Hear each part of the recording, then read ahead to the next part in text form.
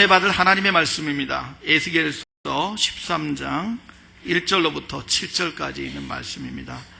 구약성경 1166쪽에 있습니다.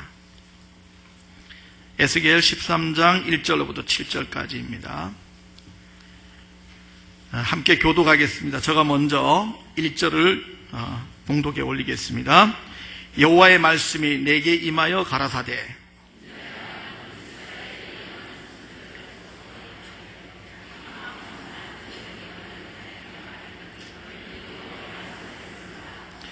주 여호와의 말씀에 본 것이 없이 자기 심령을 따라 예언하는 우매한 선지자에게 화가 있을진저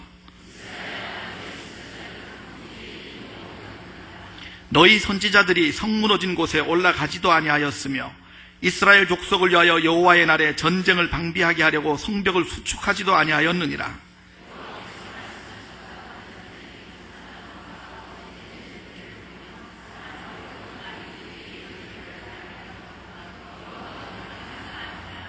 칠 같이 읽겠습니다.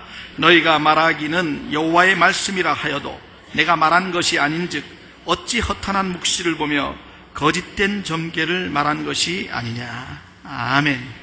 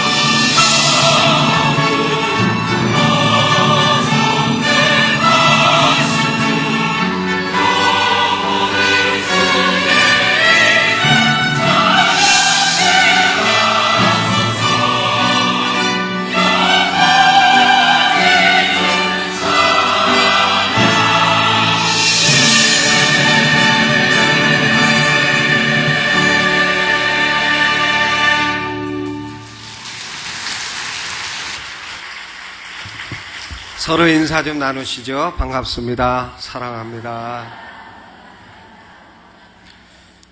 오늘은 순서가 되어서 에스겔서 13장을 중심으로 해서 거짓 선지자를 분별하라 하는 제목으로 하나님 말씀을 나누도록 하겠습니다.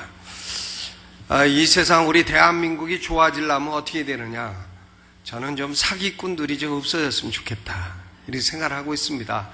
사람들이 보면 열심히 돈 벌어가지고 나중에 사기꾼한테 다 당해요. 그러면 참 고생해서 번 돈 다 날리고 그렇습니다. 그러니까 이 세상에는 속이는 자들이 있어요.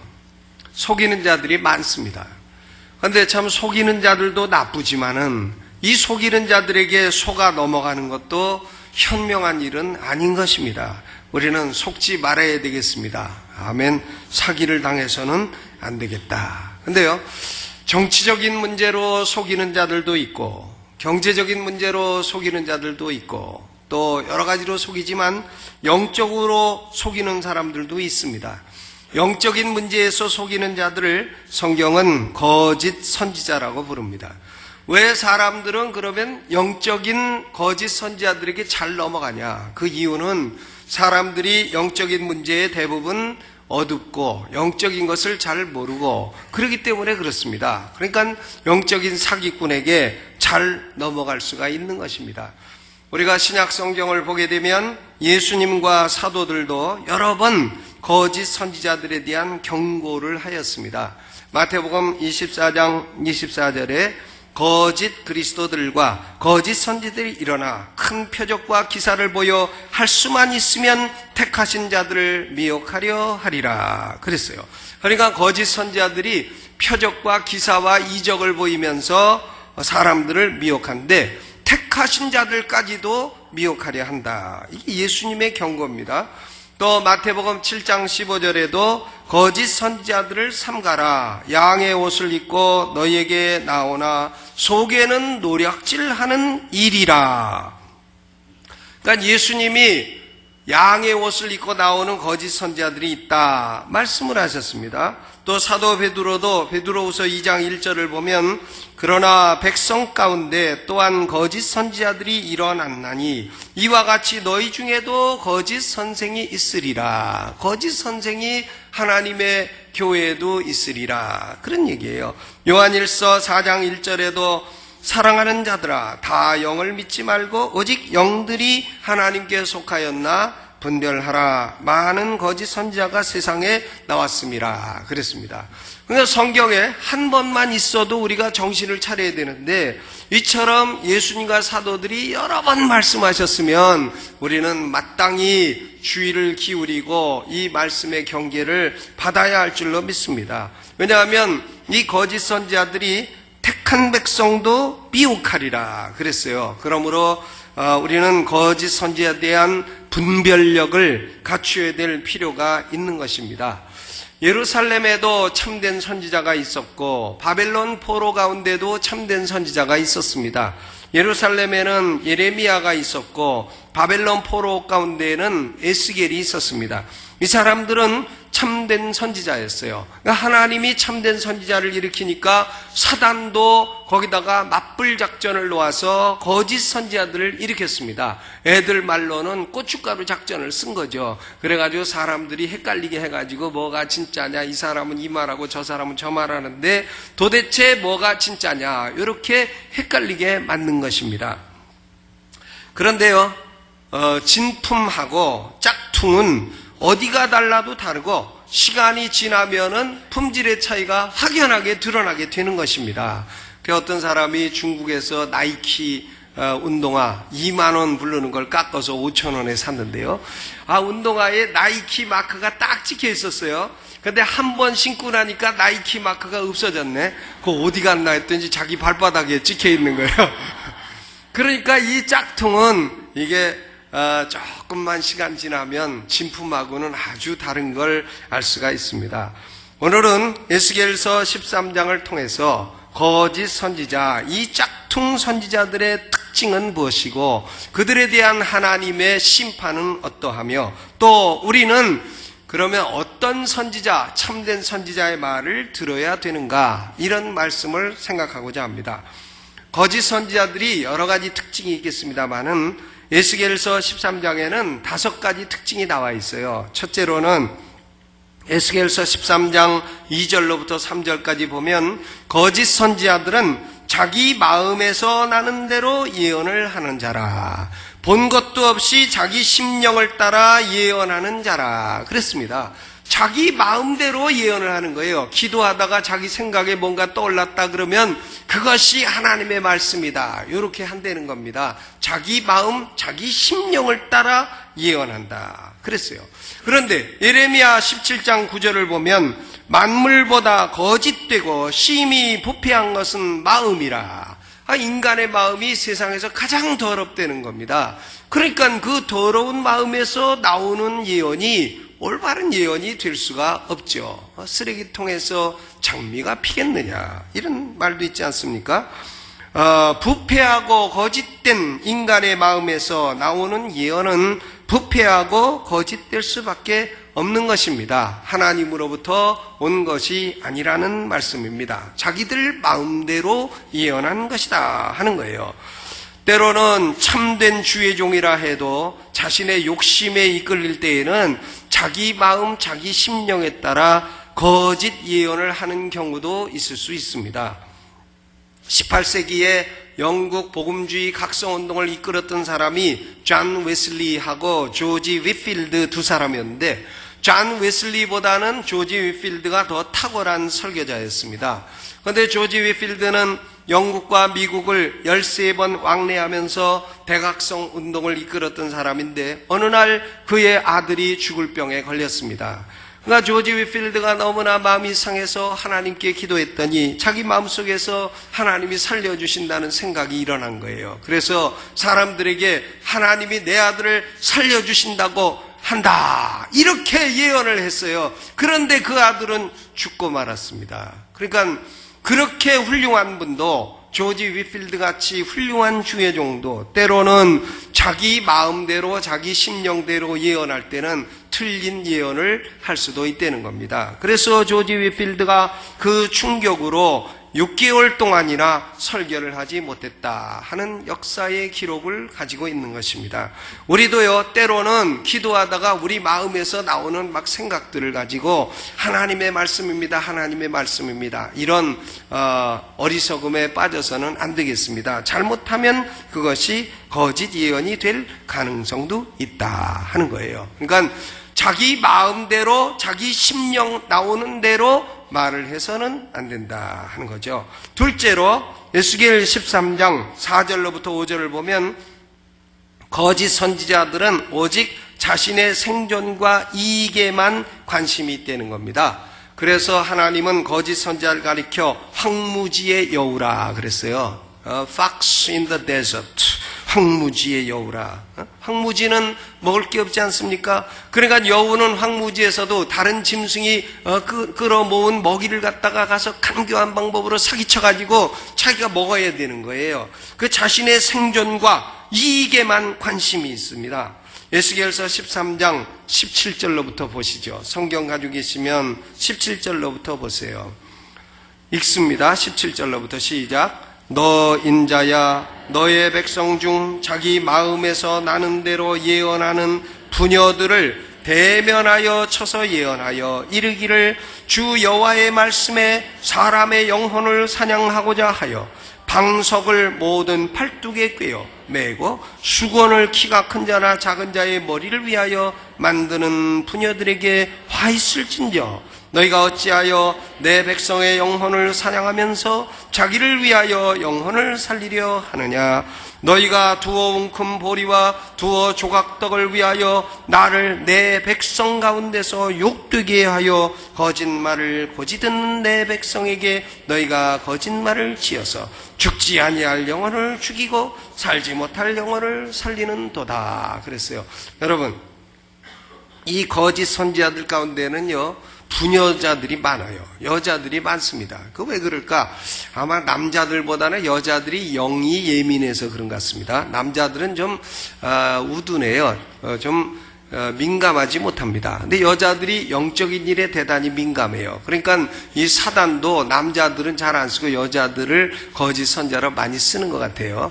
여기 보니까 자기 마음을 따라 예언하는 부녀들이라 그랬습니다. 그런데 이 자기 마음을 따라 예언하는 거짓 예언자 여자들이요, 무슨 짓을 하는가 하면 부적을 팔아먹어요. 18절에 보니까 팔뚝에 매는 부적, 팔뚝에 매는 것도 있고 머리에 매는 스카프 부적도 있어요. 팔뚝 부적과 스카프 부적, 거기다가 뭐 온갖 글씨를 다 써가지고 요것을 메고 다니고 끼고 다니면 하나님이 근심도 없애주고 승리를 준다, 이런 게 부적 아니겠어요?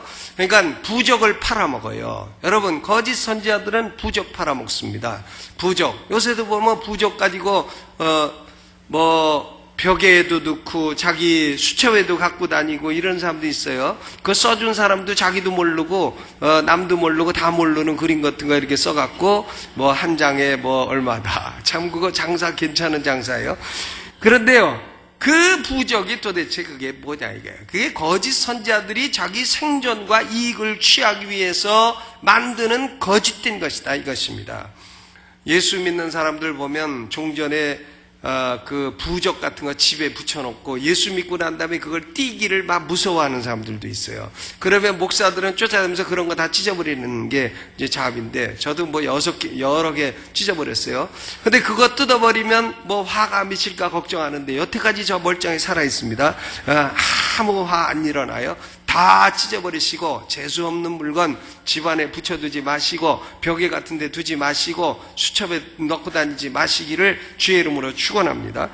부적을 팔아먹고, 또 19절에 보면 두어 웅큼 보리와 조각떡을 위하여 거짓말한다. 뭐 큰 걸 위한 것도 아니야. 아주 작은 사소한 이익, 보리 두어 말, 떡 두어 개, 이런 거를 위해서 거짓 선지자들이 거짓 예언을 한다는 것입니다. 이 거짓 선지자들은 자신의 이익에는 관심을 두되 하나님의 백성들의 생존과 이익에는 무관심합니다.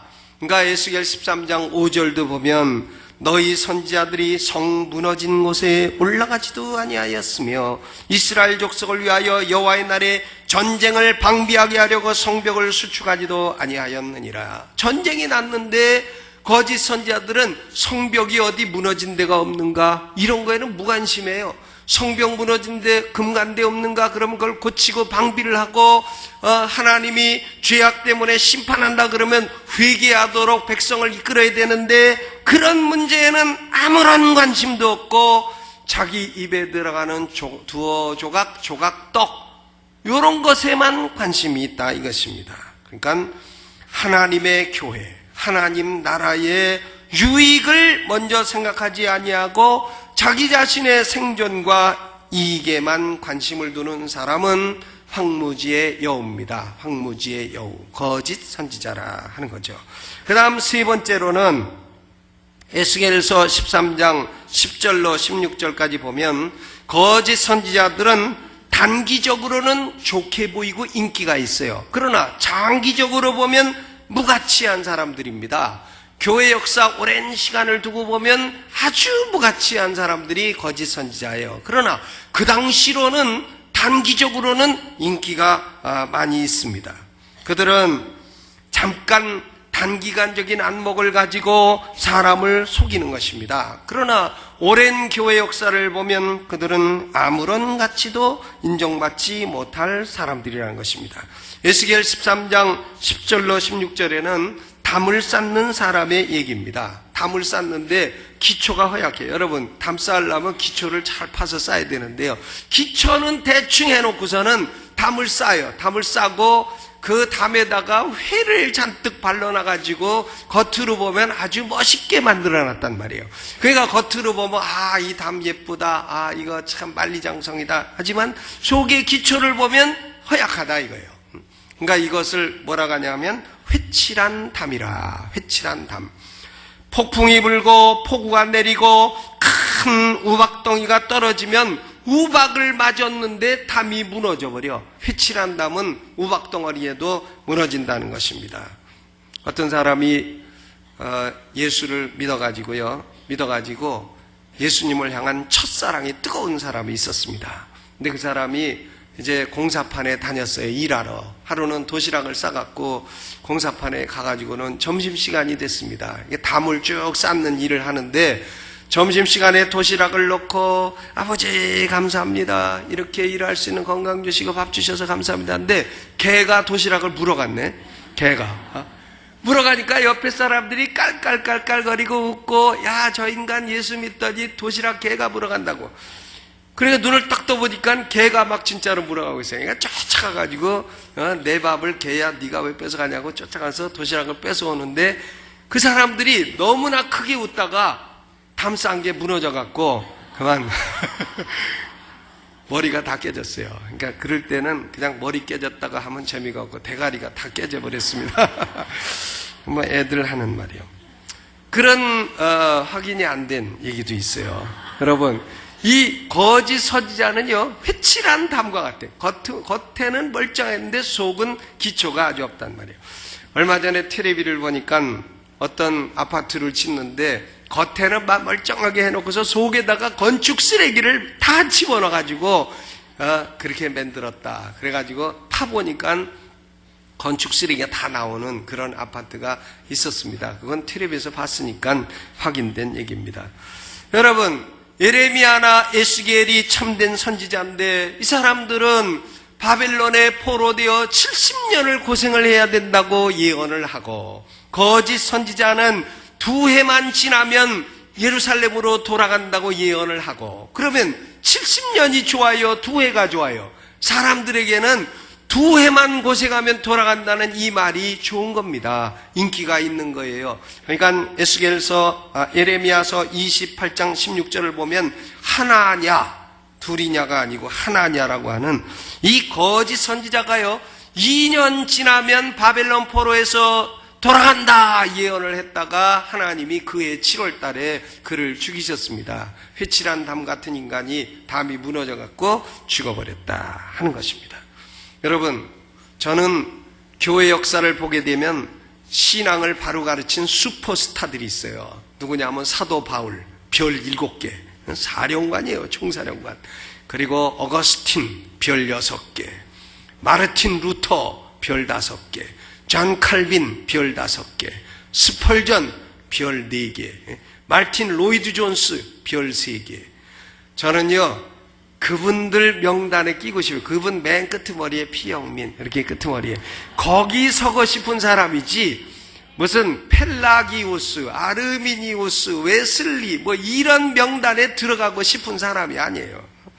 그런데 루터나 칼빈이나 스펄전이나 그 당시에 사람들에게 조롱당하고 비판당하고 심지어는 살해 위협도 당했습니다. 보름스 칙령이라는 게 1521년 나왔는데 루터는 누가 죽여도 살인죄가 안 된다. 이런 칙령 아니었습니까? 그러나 그들은 든든한 성경적인 기초 위에서 하나님 말씀을 증거하였기에 오랜 세월이 지나도 그분들은 저한테까지도 존경받는 참된 선지자가 된 줄로 믿습니다. 여러분, 루터, 칼빈, 스펄전 이런 분들은 위대한 스승들이에요. 슈퍼스타들입니다. 그런데요, 그들이 사역하던 당시에도 신령한 사람들이 많이 있었어요. 신령주의자라, 스피리추얼이라고 불리웠던 이 신령주의자들이 많이 있었습니다. 이 신령주의자들은 기도하다가 뭐 주의 음성을 듣는다 뭐 이런 소리를 많이 하던 사람들이에요. 방언한다, 통역한다, 예언한다 이런 걸 많이 하던 사람들이에요. 근데 그 사람들이 주로 예언하는 건 뭐냐 하면 예수님이 언제 오신다, 몇 월 며칠 오신다 등등 그런 예언들을 많이 했습니다. 그들이 신령주의자가 되어 사람들의 인기를 얻었습니다. 사람들이 볼 때는 저분은 신령한 분, 저분은 하나님하고 통하는 분, 루터 칼빈을 볼 때는 저 사람은 방에 들어와서 공부나 하는 사람 이렇게 생각을 했어요. 그런데 그 신령주의자들이 한 말은 지금 다 거짓말로 판명이 났고 그들은 이름도 모르고 성도 모르는 존재가 되었고 그들은 기껏해야 이단자나 거짓 선지자로 간주될 뿐이었습니다. 하나님 백성들의 존경을 전혀 받을 수가 없는 존재가 되었다는 겁니다. 그러니까 그 사람들은 단기적으로 신령해 보이고 인기 있었지만 장기적으로는 무가치한 사람이었어요. 그러나 루터나 칼빈, 스펄전 이런 분들은 지금도 전 세계에서 가장 베스트셀러, 책을 제일 많이 파는 사람이 누구냐? 스펄전이에요. 120년 전에 죽은 스펄전이 지금 산 사람보다 훨씬 더 많은 책을 팔고 있다니까요. 얼마나 위대한 사람들이에요. 그러니까 장기적으로 진리는 빛나는 것이에요. 단기적으로 인기 있다고 해서 반드시 진리는 아닌 것입니다. 네 번째로 이 거짓 선지자들은 겉으로는 참된 선지자처럼 보이고 참된 선지자처럼 말하고 참된 선지자처럼 행동한다는 것입니다. 선지자의 외모를 갖고 있다는 거예요. 그러나 그 내면은 전혀 하나님의 선지자가 아니라는 말씀입니다. 마태복음 7장 15절에도 거짓 선지자들은 양의 옷을 입고 나오지만 실상은 노략질하는 일이라. 그러니까 우리가 어려서 이소부화 들을 때 이리가 와가지고 양탈 쓰고 양 불러서 어린 양 대답하면 문 열어주면 잡아먹고 그런 얘기 많이 들었잖아요. 그러니까 그처럼 거짓 선지자들은 양의 옷을 입고 노략하는 일이라. 고린도후서 11장 14절에도 이것은 이상한 일이 아니니라. 사탄도 자기를 광명의 천사로 가장하나니 그랬습니다. 거짓 선지자들은 참된 선지자의 말을 흉내냅니다. 여호와께서 말씀하시기를 이렇게 뻔뻔스럽게 말을 해요. 여호와가 하는 말씀이 아님에도 불구하고. 에스겔 13장 6절을 보면 여호와께서 말씀하셨다고 하는 자들이 허탄한 것과 거짓된 점괘를 보며 그랬어요. 점괘를 보고 허탄한 것 보고 여호와께서 말씀하셨다고 말을 합니다. 여러분 점치러 다니지 마세요. 제가 부탁하건대 점치러 다니지 마세요. 또 에스겔 13장 7절 너희가 말하기는 여호와의 말씀이라 하여도 내가 말한 것이 아닌즉 어찌 허탄한 묵시를 보며 거짓된 점괘를 말한 것이 아니냐 그랬습니다. 그러니까 거짓 선지자들은 점괘나 점이나 치면서 그걸 가지고 여호와께서 말씀하신다고 이런 뻔뻔함을 가지고 거짓말을 한다는 것입니다. 골로새서 3장 25절에요. 불의를 행하는 자는 불의의 보응을 받으리니 주는 사람을 외모로 취하심이 없느니라 그랬어요. 그러니까 겉으로 신령해 보인다고 해서 그 사람이 진실로 신령한 사람은 아니라는 것을 우리는 알아야 되겠습니다. 다섯 번째로 거짓 선지자들은 구원에 관한 진리를 왜곡하는 자들이라 했어요. 이게 아주 중요한 거죠. 구원론을 왜곡하는 자들은 거짓 선지자예요. 구원론이 잘못된 사람은 거짓 선지자예요. 에스겔 13장 19절 후반에 보면 13장 19절 후반에 죽지 아니할 영혼을 죽이고 살지 못할 영혼을 살리는 도다. 22절에 내가 슬프게 하지 아니한 의인의 마음을 너희가 거짓말로 근심하게 하며 너희가 또 악인의 손을 굳게 하여 그 악한 길에서 돌이켜 떠나 삶을 얻지 못하게 하였다. 그러니까 영생 얻지 못한 사람에게 당신은 영생이 있다 말하고 영생 얻은 사람에게 당신은 영생이 없다 말하고 이 구원론이 아주 잘못됐다는 것입니다. 여러분 어떤 사람들은 오늘날도요 예수 믿어서만 구원받냐? 다른 종교에도 구원의 길이 있다고 말을 합니다. 다른 종교 믿어도 구원받는다 말을 합니다. 그 사람들은 거짓 선지자예요. 그냥 그런 사람들의 말은 뭐 아무리 박사학위 수십 개 가지고 있어도 거짓 선지자에 불과한 것입니다. 또 어떤 사람은 자기의 선행으로 천국 가고 선행을 쌓아서 선행이 어느 정도 단계에 올라가면 천국 가고 모자란 사람은 연옥 간다고 가르쳐요. 그것은 거짓 선지자예요. 거짓말이죠. 순거짓말이죠. 오로지 진실은 뭐냐? 사람은 다 죄인이요. 죄인은 스스로의 의지나 힘으로는 구원받을 수 없고 오로지 하나님의 은혜로 말미암아 예수를 믿음으로 구원받게 된다. 천하 인간의 구원받을 만한 다른 이름을 우리에게 주신 적이 없다. 예수 이름으로만 구원받는다. 이것이 진리인 줄로 믿으시기를 주의 이름으로 축원합니다. 이럴 때는 아멘 해야 되는 거예요. 너희가 그 은혜를 인하여 믿음으로 말미암아 구원을 받았으니 이것이 너희에게서 난 것이 아니요 하나님의 선물이라. 그렇지 않았어요? 하나님은 미리 아신 자들을 미리 정하시고 미리 정하신 그들을 부르시고 부르신 그들을 또한 의롭다 하시고 의롭다 하신 그들을 또한 영화롭다 하셨느니라. 우리가 예수 믿고 나서 보면 내가 똑똑해서 믿은 게 아니라 하나님이 나를 택하여 주셔서 택하신 은혜를 입어 내가 예수 믿게 되었구나 하는 것을 깊이 깨닫고 하나님의 은혜에 감사하게 되는 것입니다. 그것이 참된 하나님의 백성이에요.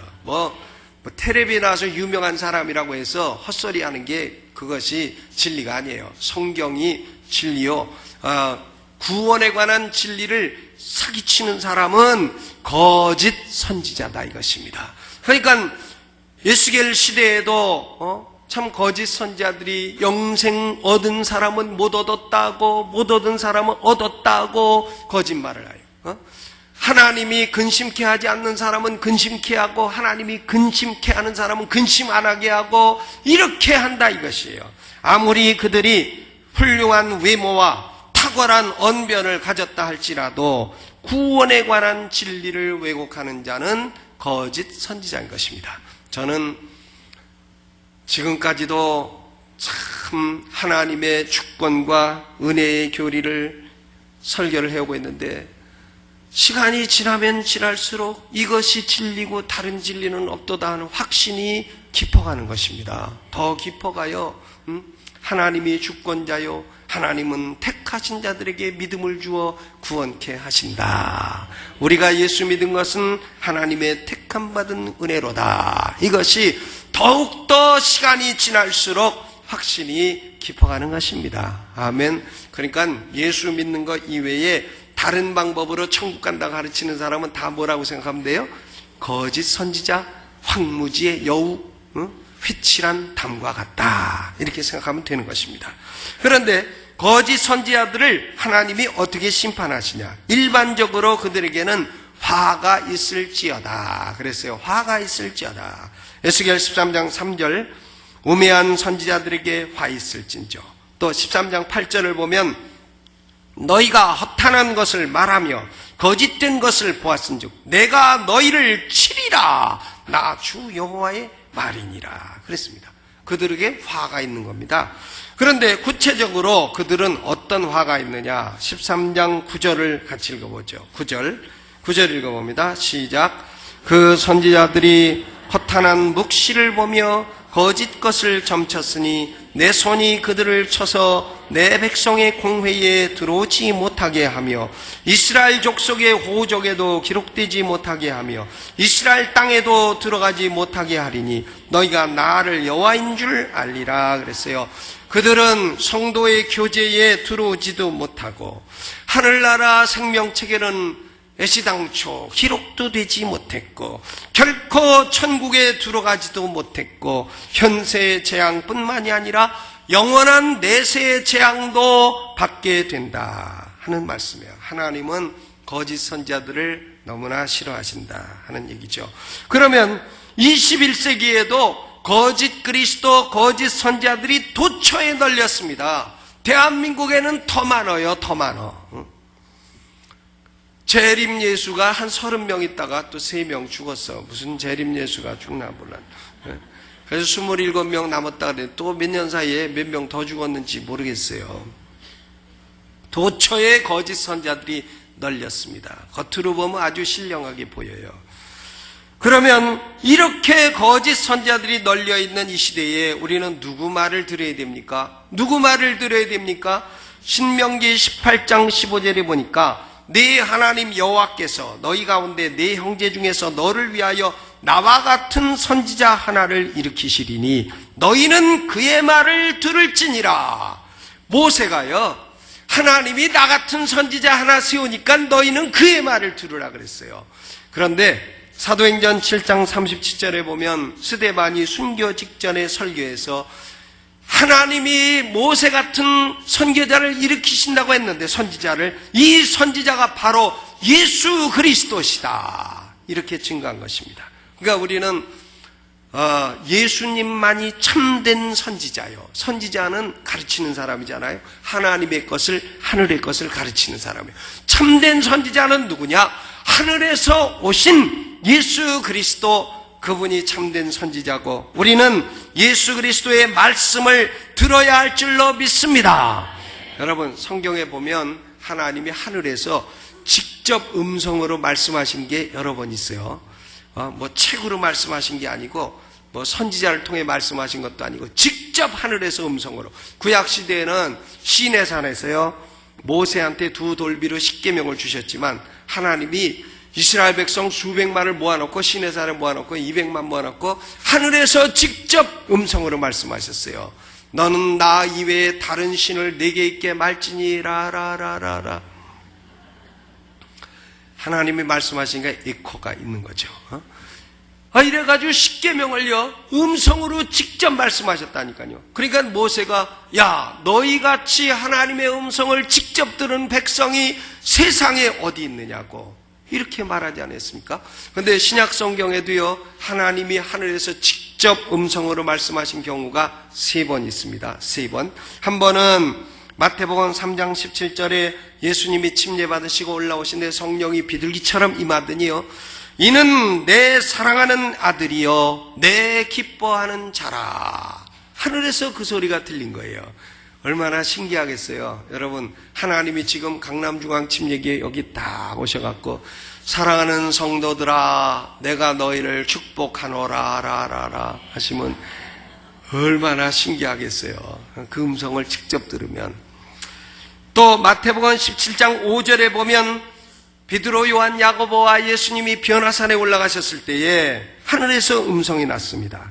이는 내 사랑하는 아들이요 내 기뻐하는 자니 너희는 저의 말을 들으라. 누구 말을 들으라고요? 하나님 아들의 말씀을 들으라. 예수님 말씀을 들으라는 거예요. 요한복음 12장 28절에도 내가 내 이름을 이미 영광스럽게 하였고 또 영광스럽게 하리라 하는 음성을 또 한 번 들려주셨습니다. 여러분, 예수님은 하늘의 하나님이 글로만이 아니라 말로만이 아니라 직접 음성으로 보증하시고 인증하시고 도장 찍으신 하나님의 참된 선지자인 것입니다. 그러니까 우리는 예수님의 말씀을 들으면 거짓 선지자들에게 속지 않는 것입니다. 아멘. 목사가 강단에서 설교를 해도 예수님의 말씀과 같은 말씀을 하면 하나님 말씀이에요. 예수님 말씀과 다른 얘기를 하면 그는 거짓 선지자인 것입니다. 그러니까 우리는 누구 말을 들어야 돼요? 예수님 말씀. 참된 선지자는 누굽니까? 예수님. 속이는 거짓 선지자들도 참 나쁩니다. 그런데 그에게 속는 자도 어리석은 것입니다. 여러분, 우리가 속지 않으려면 어떻게 됩니까? 속지 않으려면요, 이 하나님 말씀 성경, 예수님 말씀을 사랑하고 읽어야 돼요. 아멘. 읽어야 됩니다. 여러분, 읽기 싫으면 읽지 마세요. 근데요, 읽으셔야 됩니다. 그래야 속질 않아요. 안 읽으면 속는 거예요. 나는 안 속아. 그래도 속아요. 안 속는다는 사람이 다 속은 거예요. 여러분, 그러므로 참 교회에서 신앙생활한 지 1년 지나고 2년 지나고 집사되고 권사되고 그런데도 불구하고 성경 일독도 안 한 사람들, 오늘 다른 거 회개할 거 없어요. 그걸 대오각성하고 회개하시기를 주의 이름으로 축원합니다. 어떻게 예수 믿으면서 하나님의 우리에게 주신 말씀 경전을 한 번도 안 읽느냐고. 그리고 주일날 예배 한 번 나와가지고 그나마 그것도 또 동으로 서로 노젓고 계시느냐고. 그렇죠? 노젓는 거 아시죠? 동으로 서로 노젓다가 무슨 얘기했냐 그러면 모르겠는데요 이런단 말이에요.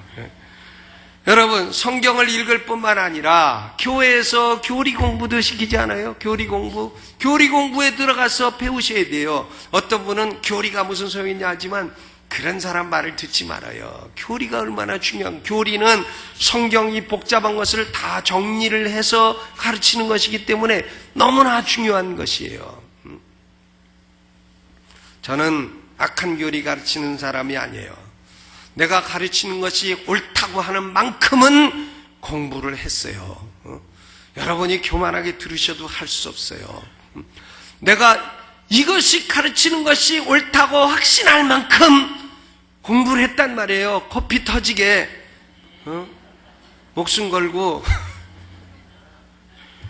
그리고 성령께서 이것이 옳다고 하는 확신도 내게 주셨단 말이에요. 성령의 체험을 통해서 나는 이 교리가 옳은 것이로다, 이 진리가 옳은 것이로다 하는 경험을 하게 된 것입니다.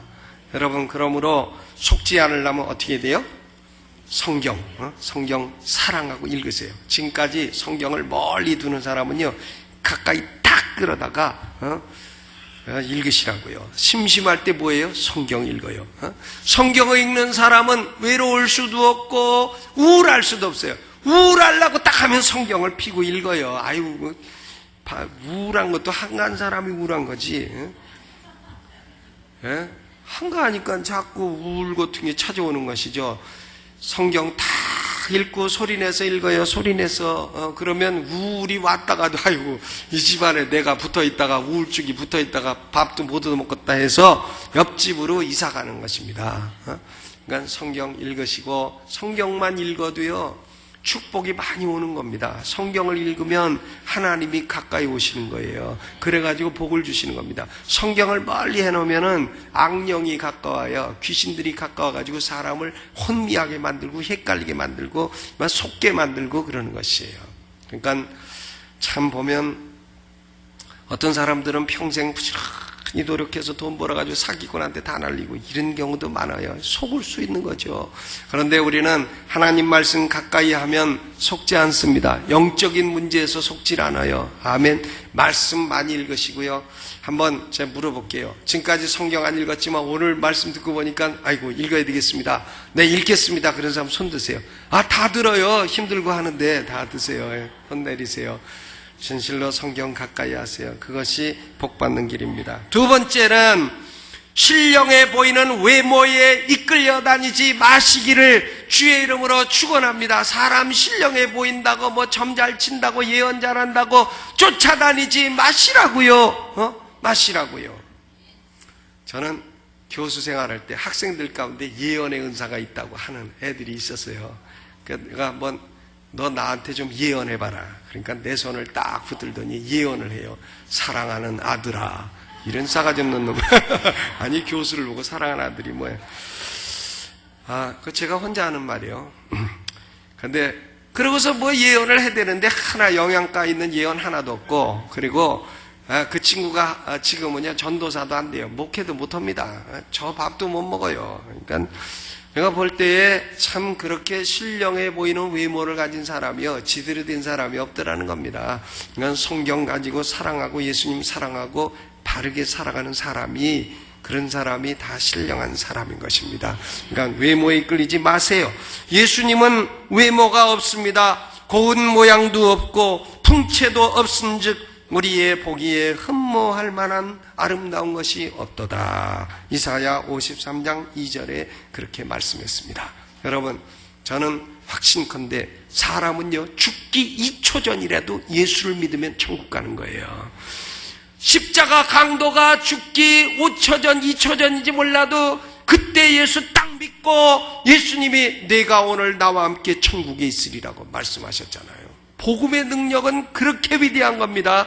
오늘 아직도 예수 믿지 않고 주저 하는 분은 예수 믿으시고 그리고 성경 사랑하고 읽으시고 하나님과 동행하며 복받는 삶을 사시기를 주님의 이름으로 축원합니다. 오늘 오른손 들고요. 주여 한번 크게 부르고 하나님 내가 그동안에 성경 멀리했던 죄를 용서해 주시고 이제 주의 음성 듣고 주의 말씀 사랑하고 예수님 말씀을 들으라 했으니 예수님 말씀 듣고 읽고 마음에 새기고 살아가기를 원합니다. 나를 축복하여 주옵시고 속이는 자 악한 사단 원수마귀 악령들 다 내게서 떠나가게 하여 주옵소서. 주여 한번 크게 부르고 통성으로 기도합니다. 주여! 아버지 고맙고 감사합니다. 오늘 우리 사랑하는 성도들을 축복하여 주시고 속이는 자가 많이 오니 때에 하나님 말씀을 듣고 읽고 깨닫고 믿고 확신함으로 속지 않게 하여 주옵시고 또 말씀과 예수님과 또 성령님과 동행하면서 하나님의 축복을 누리는 복된 성도들이 다 되게 하여 주옵소서. 하나님 감사합니다. 우리의 믿음이 요동치 않게 하여 주옵시고 흔들리지 않게 하여 주시옵소서. 예수님 이름으로 기도하옵나이다. 아멘.